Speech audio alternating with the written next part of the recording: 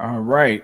Should be ready to go. Well, good evening, late evening. Sorry for the late response and notification, rather. Excuse me.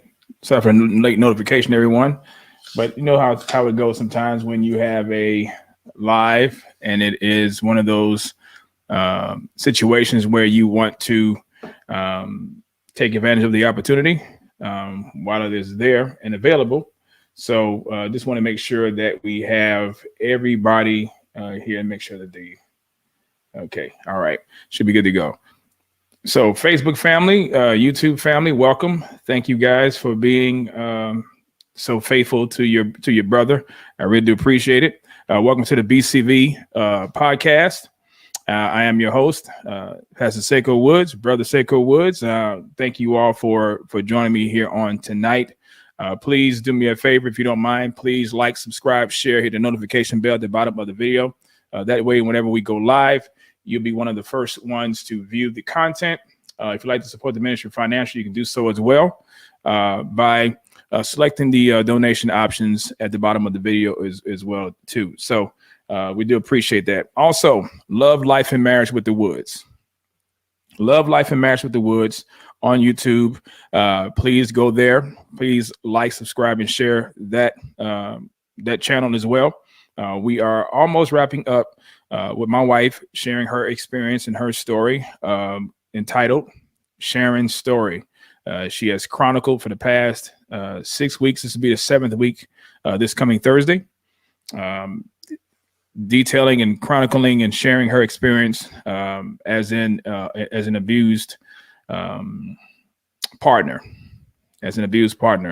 for over 10 years. And so just wanted to encourage all of you, those of you who may have suffered abuse, been a victim of abuse. It's rather in God's providence we are dealing with these situations regarding abuse. And my wife had already, we were already weeks into this before this scandal broke regarding John Macarthur, Grace to You, and Eileen Gray. And so I definitely believe that God is sovereign in all things, and his providence is not by happenstance or coincidence. Everything occurs by the sovereign providence and sovereignty of God. And so there's a reason why a lot of these discussions and lives are coming out. There's a reason why a lot of the information that we're seeing is emerging. It's not for vain reasons why this is coming forth. And I believe that God he's purifying and he's purging his church. I really do believe that. And so I pray the will of the Lord be done. I pray that those who are not doing their job as shepherds, who have been entrusted with the flock of God. And I speak as a former shepherd, not currently pastoring, but have over 20 years of pastoral experience and pastored the church for 7. And so I took my responsibility as an under shepherd and as a co-elder very seriously. And so when I hear stories like this, it just breaks my heart. And it sometimes angers me as well to see how people can be so callous and so insensitive to those who have been abused. But I'm grateful that we have people in the body of Christ that we can, even when there are disagreements, and there will be, and there are, make no mistake about that, there are disagreements regarding this topic. And I believe tonight is no exception. But I think we're going to have a respectful conversation. I do not know this brother. I actually just met him about a couple of hours ago, maybe even within an hour or two. So, but I had a brief conversation on my page, and I'll give you the context of that shortly.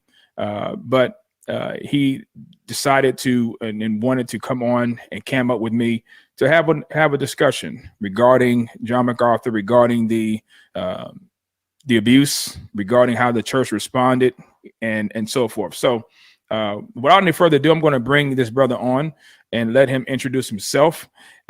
This is Christopher Gordon. Chris, welcome to the broadcast. If you have any secondary devices on, just go ahead and put those on mute so there won't be any feedback in the background. Welcome. Sure thing. Thank you for for this gracious invitation, Brother Woods or Pastor Woods or Reverend Woods. It's all good. It's all good. Yeah, whatever you choose to go by. Yes, sir. Yes, sir. Yes, indeed. So yeah, man. Let people know a bit about yourself. Again, this is our first time meeting, so we'd like to let the audience know a bit about yourself, who you are, what you do, and what precipitated this discussion. I am Christopher Gordon. I reside in Houston, Texas. My ministry is in Houston, Texas. I have been in ministry for, I'm going to say, this is going on my 13th year in full-time vocational ministry. Served as, you name it, youth pastor, adult pastor, assistant pastor, associate pastor, director, anything from, I guess you can say, between the whole gambit of ministry. Okay. That I guess you can say, and I've done every role, I guess you can say, except the I guess you can say the lead shepherd role. Okay. Pastor. So, but you say you was a youth pastor or something like that, you said? Yes. Okay. Okay. So you have pastoral experience. That's fine. That's fine. Yes. Okay. Good. Pastor, all that. Okay. Pastor. And what church do you what church do you serve? Currently, I'm serving at Mount Sinai Church, in Houston, Texas. Okay, all right. Now, what ward is that? Because I'm not good on the wards. I mean, I've been here almost 30 years, but I'm not born and raised. You might as well say I have, but no, I don't know. You're in Houston, Texas, as well, huh? Yeah, yeah. I'm just outside of Houston. I'm in Cypress, but yeah. Yeah, I'm familiar with Cypress. My mother, yeah. Everything like that. Mount Sinai is in the Heights area. Okay. I-10 and Shepherd. Yeah. Okay. Y'all still masking up, or what y'all situation looking like? We're back to we're telling our congregants to come back to worship, and yes, you masks are encouraged. Okay, is it required? Is this encouraged? And you ain't gonna get them by if I pull up in there without the mask on, me, the blood covers me. I should be good, right? You will still have you been vaccinated? No, that's another discussion for another time. I don't know if you want to have that one yet. See, that's what I was going to say. We're encouraging all of our vaccinated members to return back to worship. So, man, that you know what, I may have to bring you back for another discussion. Look, provided they don't demonetize me and send your boy out to the abyss. You know what I'm saying? So we may have to have one of them pre-recorded joints. But, so you just rebel across the board, huh? Well, hey, man. I mean, I believe in being wise and exercising discernment. So I think if we were to have a conversation and just just lay out the facts, I'm pretty sure I would probably persuade you over to my side. I don't know. I mean, I'm a good guy, but I seem to have some strong convictions. I understand that. What I hear from what people say about myself. Yeah. Well, which brings you to the live tonight. So, I mean, you're here. I want to give people a little bit of the background to what caused this live to be here at 9:15, now 9:24 p.m. Central Standard Time. Normally, people are like, man, you normally have your lives early. Yeah, sometimes it just happens, but. Wanted to take opportunity, where it was and to have this discussion. I don't have to work tomorrow. I'm on vacation, so I'm good. I don't care what anybody else got to do tomorrow. That's y'all business. Ain't y'all problem. Ain't mine. But no, I just wanted to lay out the foundation and background, man, of what caused this discussion. So we basically were having a conversation on my Facebook page. Matter of fact, I'll just do this. I'll just share it. So then that way people can get the gist on what it was. And let's see here. Where are we? Screen 1. I'm going to bring it over to screen 2. Let me do this first here. That way it won't block. Won't block my screen here. I'll put it over here. All right. There we go. Now I'll share it here.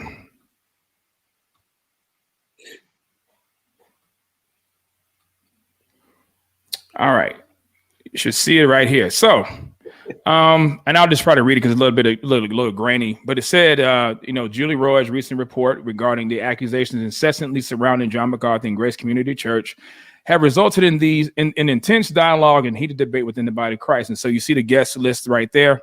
guest panelists that will be here this Thursday. My wife, Sister Sharon Renee Woods, Dr. Linda Lee Tarver, Sister Lisa Robertson Spencer, Sister Latanya Purpose Chaser Quinn, Sister Michelle McGee, and also Sister Carol Humphrey join me to discuss the effects of abuse as women and how should Christians respond when abuse emerges within the local church. And so there's a little bit of conversation in the comments. Everybody was liking it until you pulled up, Sean. Just messing with you, bro. Just messing with you. No. That's fine. I'm all for it. Everything was fine in the hood until you pulled up. There's always got to be one. Does that mean well that escalated quickly? Yeah. So you said hopefully someone is there to defend MacArthur's valid point, and I said, and what valid point might that be? And you said at the time, August 2002, elders, counselors, church leadership, and Pastor MacArthur had not insight about the child abuse nor sexual abuse because the wife Eileen either wasn't aware or didn't report to the church and police.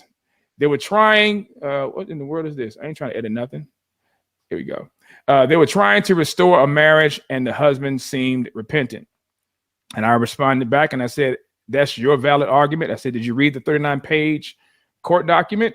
You said that you nor I could spot a sexual child abuser 20 years in the past and 2 years before the wife was aware in 2004. Let's not pretend like myself or MacArthur, his church, are defending child abuse. MacArthur is for clickbait when he himself had little to no interaction with this case. And then I responded again and asked you again, is that your valid argument? And then we, I just basically said, look, let's just cam up. Let's have a discussion. And so basically here we are. All right. So did I pretty much, lay it out? Did I represent the comments? Man, you have represented it. So, I guess you can say unfiltered. All right. I appreciate that, my brother. Okay. So let's have the discussion. All right. So let me ask you this question. Are you familiar with the case? It's no longer a case anymore, but I guess with the story regarding Eileen Gray, her being excommunicated, and the imprisonment of David Gray for child abuse and for spouse abuse. Okay. Domestic violence. I'm familiar with what was written about the case. Now, when it comes down to the court document, you have me out on there. I have not got to read thoroughly the 38-page court document. So that much I will concede that I have not read the 38-page court document. Have you read the Roy's report? Have you read part 1 and part 2 of the Roy's report of her detailing? And this is based on the testimony of Eileen Gray. This is not something that was third party received. This is firsthand witness testimony and statements from the former spouse regarding the situation. I have read the I guess you can say the Roy's report. Yes. You read both of them, part 1 and 2? I thought it was just one report. Yeah, she did one on the 8th of March, and then the second report was dropped actually a week later, which was the 17th of March. And that's Julie Royce. Yes, julieroyce.com.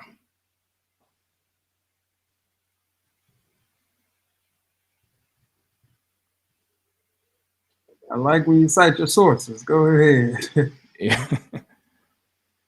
But and you saying the one that she published on the 8th of March, and then the 17th of March, a week following. Yes. Okay. I've read the one for the 17th. Okay. What were your thoughts about the one from the 17th? Do you believe that statement, those statements are credible based on the information that was provided? For the most part, but one of the things that I really, I guess you can say, took issue with is I guess you could say the clickbaitiness of the entire thing.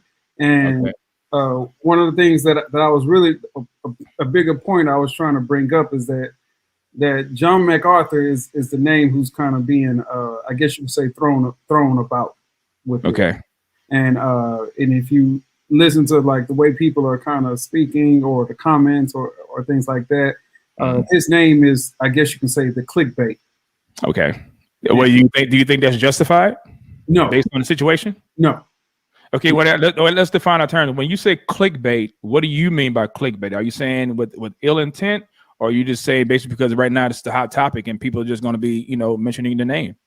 Well, when I say clickbait, I mean there's a way that you can frame things in a way that invite, like, oh my goodness, that's very evocative, that already tap your emotions, that where you kind of already feel like you know the story before you actually read the story.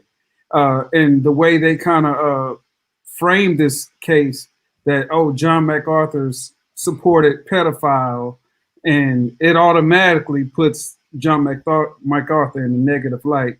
John Macarthur supported pedophile, and then the whole entire framing of the other story was mother excommunicated from church because she would not go back to abusing husband, and it's like, okay, are we framing the story in a way, and it's basically saying that John Macarthur is the one who excommunicated her because she would not go back to an abusive husband, making it seem as if like John Macarthur is basically saying, like, woman, go back there and take that abuse and, go, give it another swing, and just, he punched you in your left cheek, go ahead and give him your right cheek. And it's basically kind of send her back to get beat up some more. What if I were to tell you that's pretty much what happened, based on court documents, based on testimony, and in a roundabout way? That's pretty much what occurred. When you say in a roundabout way, that's a big word. Well, I mean, reason why I'm saying in a roundabout way, because it wasn't in those exact words per se, right, but based on court documents, based on the testimony of witnesses that were there, that's what occurred. And I can read to you the court documents, and I can read to you what was said in the report. This is why I was asking. Matter of fact, if you read the first article on March 17th, and I can go ahead and share that one. Did you watch the video? I read the article. I didn't watch the video. So you didn't watch the video? No, I read the article. Okay, well let me help you then. Let me go ahead and make this one. Let me share the screen again.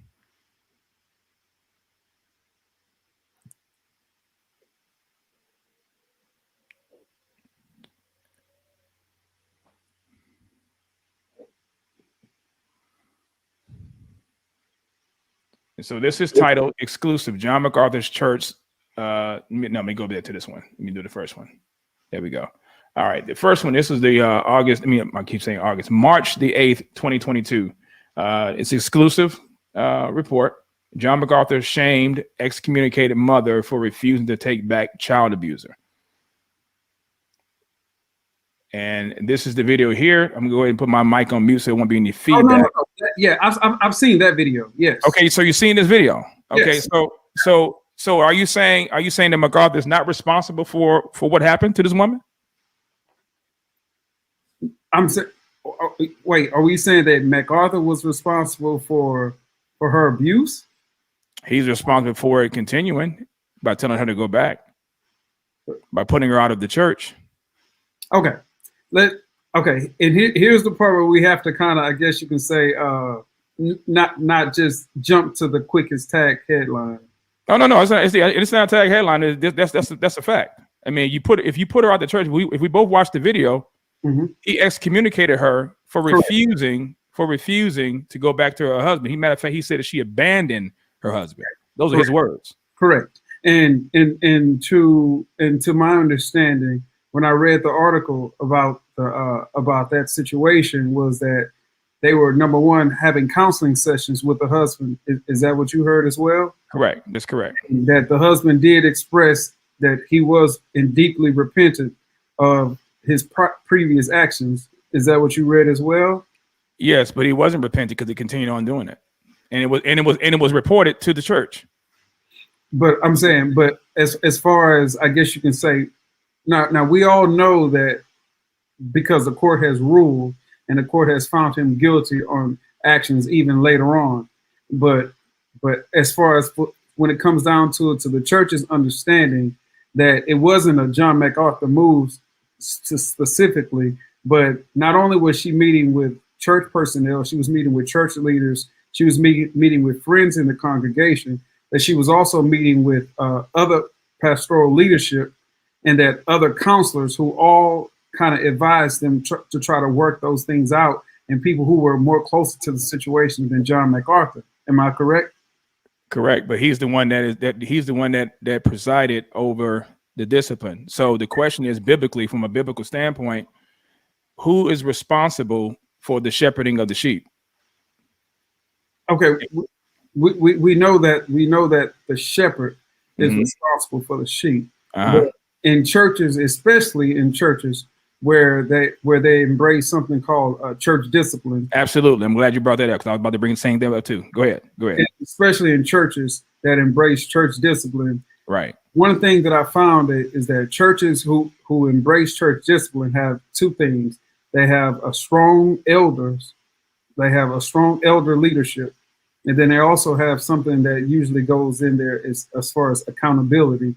And there's a certain accountability that's very enforced, almost to a fault where it's almost like a strict accountability. And it is to my understanding that when the person sent them back, even trying to get them to work on the situation, that there was no situation of sexual child abuse happening during that time, because to my understanding, in my reading of the situation, that happened. That video that you were trying to show me was in August of 2022 when John Macarthur was, I guess you can say. No, 2002. 2002. I'm sorry, August 2002. Did I say something different? 2022. I'm sorry. Okay. To my understanding, that video of John Macarthur, I guess you could say published publicly, saying that from the pulpit, was in August 2002. And the reports of sexual child abuse did not even come to fruition until after 2002. Well, actually, based on court documents and sworn testimony, it didn't even have to be child abuse. The wife and the children were already abused before she brought the sexual abuse to the elder's attention once she found out about it. So let's just deal with the abuse of the children and of the wife. Period. Is that grounds for church discipline for the wife or for the husband? Okay, now what type of abuse are we talking about? Abuse is abuse. I mean, if you're beating your wife and beating your children, and I'm not talking about spanking them. Spanking is not abuse. And that's why we have to really be very clear, because so then let me read to you the report. Let me read to you the report. Sure. The report that you didn't read. Here's what it says. Correct. One morning in May 2001, wife woke up to the sound of crying in the living room. She saw the appellant, which is the husband. This is a court document. She saw the appellant holding a belt and yelling at EG, who was crying. Appellant said, quote, "She needs more pain," end quote. He said, quote, "No matter what you want, wife, you can't change what God has done. He's made me this. God has ordained me, and you can't change that," end quote. He said EG needed more pain and he was going to give it to her. EG became very withdrawn and began hurting herself, pulling out large chunks of her hair. EG did not want to talk to wife about what happened except to say, quote, "Daddy hurt me," end quote. The two other children gave wife some information about what had happened, but none of them had told her the whole story.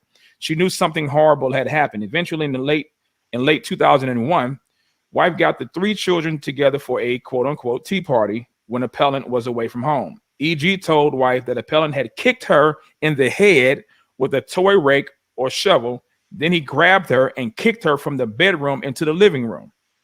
He threw her on the couch, put a sleeping bag over her head, and sat on it while he spanked her.